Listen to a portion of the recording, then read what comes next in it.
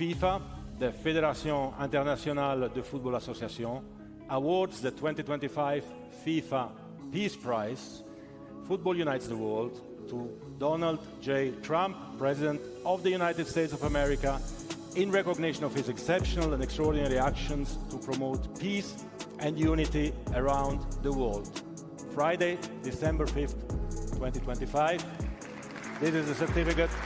It's yours. It's yours. The 2026 World Cup is supposed to be the biggest football tournament in history. 48 teams. 104 matches. 3 host nations. Millions of fans. Billions watching. But inside the United States, the mood around the tournament is no longer just celebration. It is anxiety. Hotels are watching the numbers. Tourism leaders are asking difficult questions. Fans are worried about visas, border checks, ICE, costs, and political hostility. FIFA is trying to keep the image polished. And Trump, who wants the World Cup glow, is now facing a brutal contradiction. How do you host the world while making much of the world feel unwanted? That is the real story. Not just football. Not just stadiums. Not just ticket sales. This is about whether Trump's America can still stage a global celebration while acting like the world is a threat the moment it lands at the airport. The World Cup is meant to be a festival of welcome. But what happens when the host country projects suspicion? What happens when fans from Africa, the Middle East, Latin America, and Asia are asking not only, can I afford to go? But also, will I be allowed in? Will I be questioned? Will I be safe? Will I be humiliated at the border? That is where the disaster begins. Not with a cancelled match. Not with an empty stadium. But with a crisis of confidence. Because global events run on trust. Fans must trust that their visas will be processed. Teams must trust that their delegations will be respected. Sponsors must trust that the atmosphere will be stable. Hotels must trust that people will actually come. Cities must trust that the promised economic boom will arrive.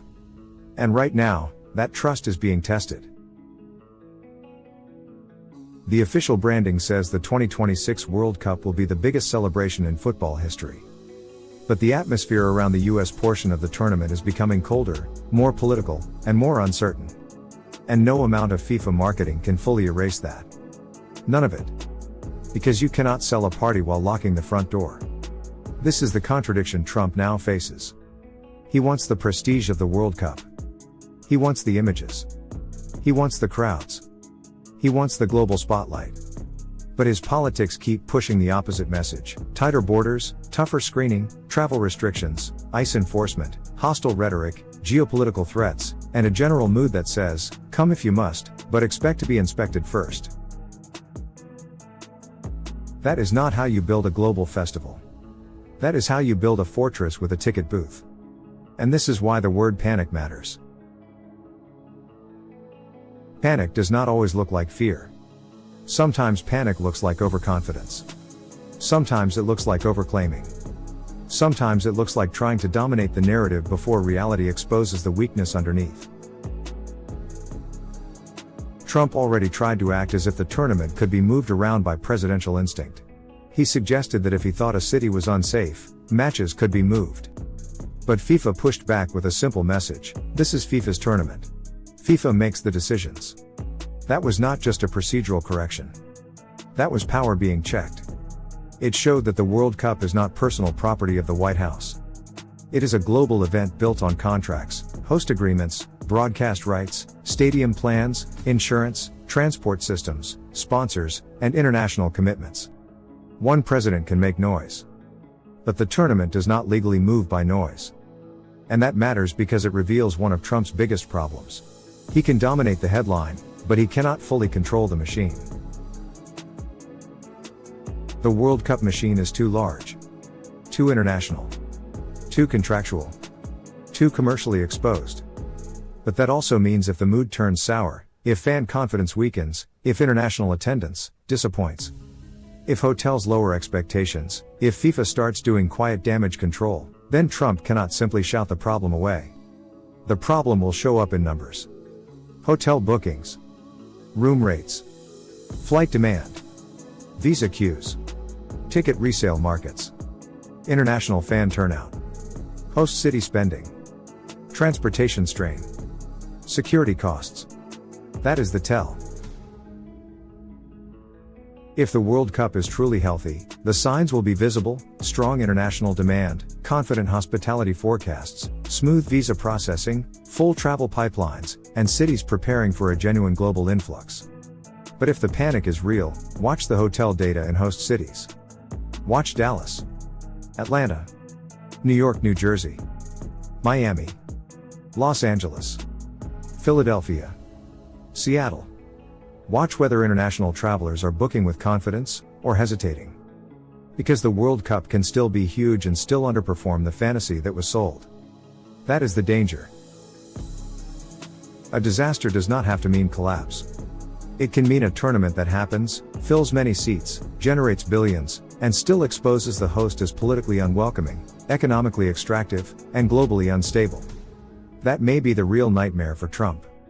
Not that the tournament fails completely, but that it succeeds just enough to happen, while failing symbolically as a celebration of American openness. This is where the tourism and hospitality anxiety becomes important.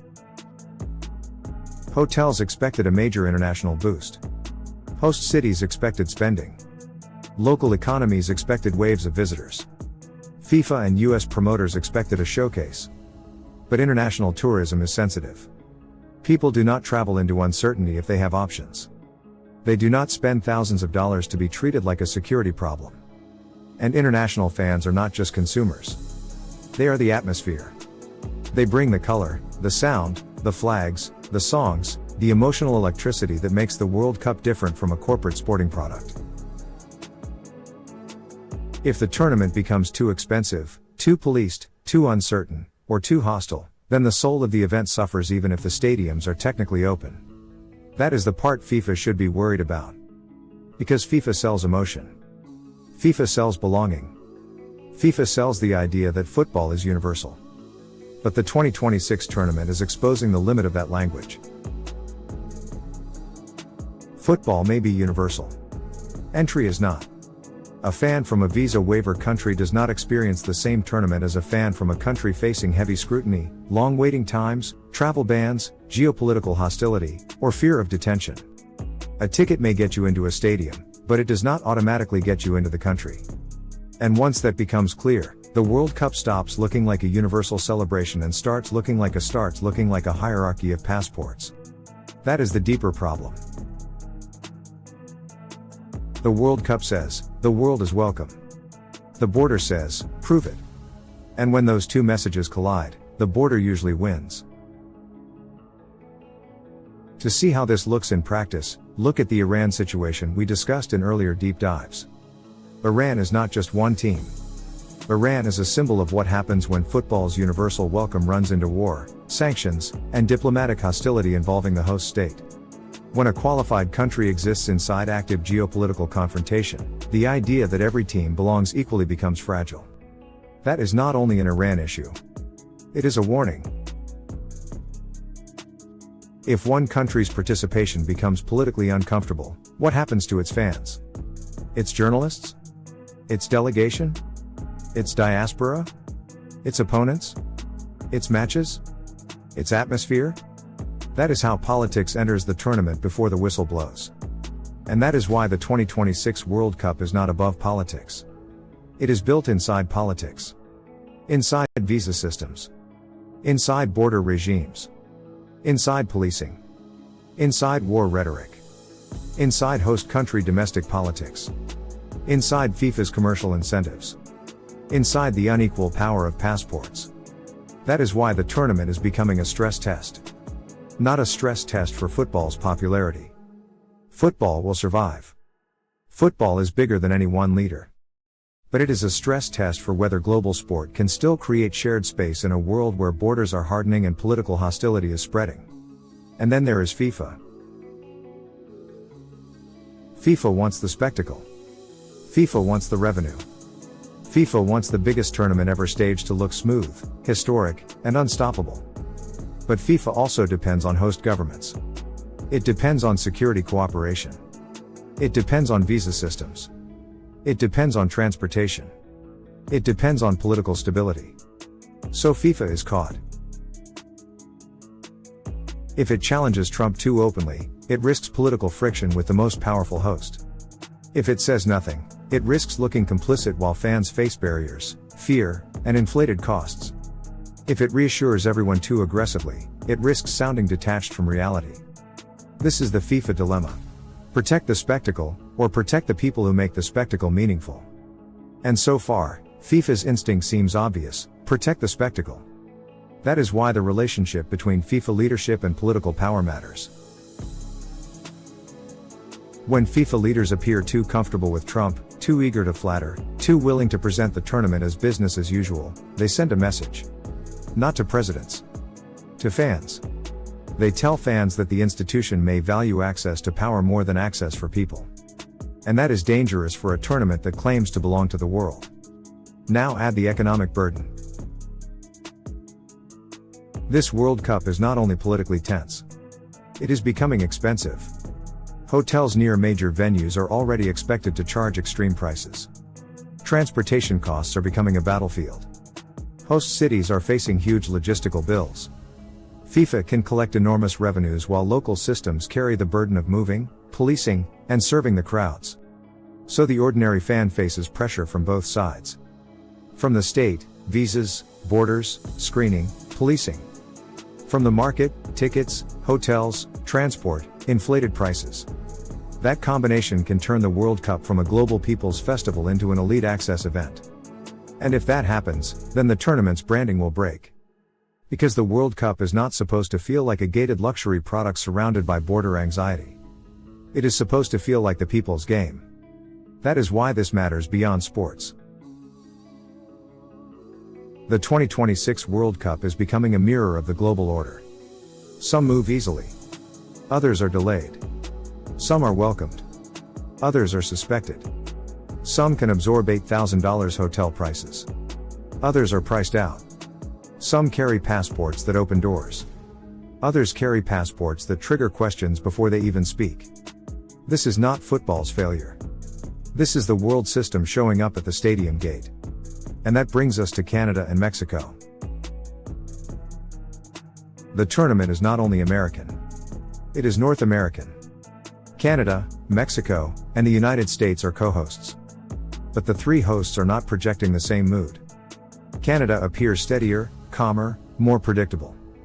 Mexico, despite its own security challenges, still carries the symbolic power of football history, especially with Mexico City and the opening match.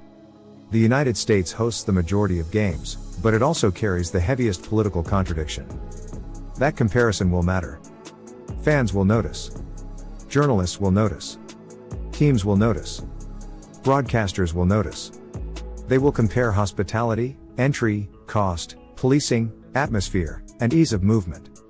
And if Canada and Mexico feel more welcoming by contrast, then Trump's America may still host the biggest share of matches while losing the moral comparison. That is a quiet reputational defeat. And it is exactly the kind of thing Trump does not want. Because the World Cup is supposed to project American greatness.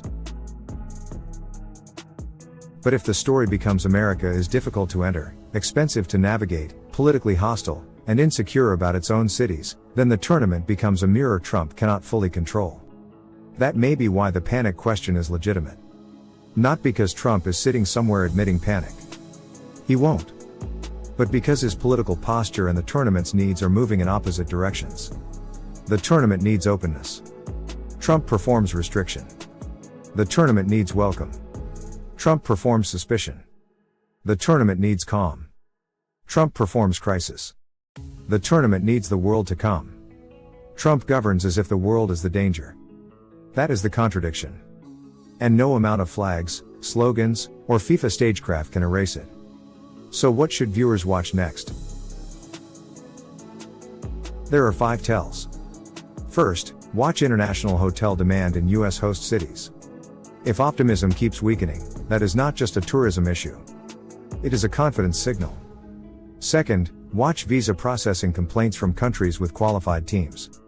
One major denial, one team official blocked, one high-profile fan crisis, and this becomes a global story overnight.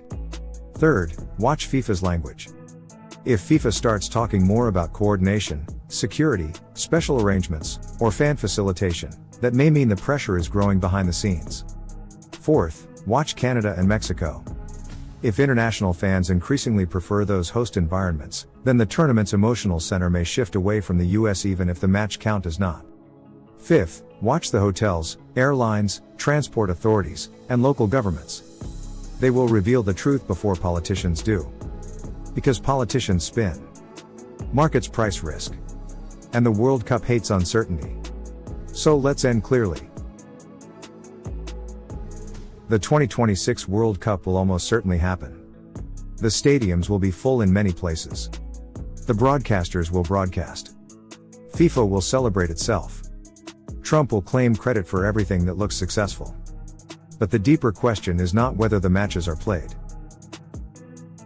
The deeper question is whether the world arrives feeling welcomed, or managed. Because if fans arrive feeling filtered, overcharged, policed, and politically unwanted, then the World Cup's promise is already damaged. That is the disaster unfolding. Not the end of football. But the exposure of a host power that wants global applause while practicing global suspicion. And that is why this story matters. The World Cup is not asking only who will win on the pitch. It is asking whether America can still host the world without threatening it first. This is Liberation Lens. We do not stop at the event. We expose the system behind it.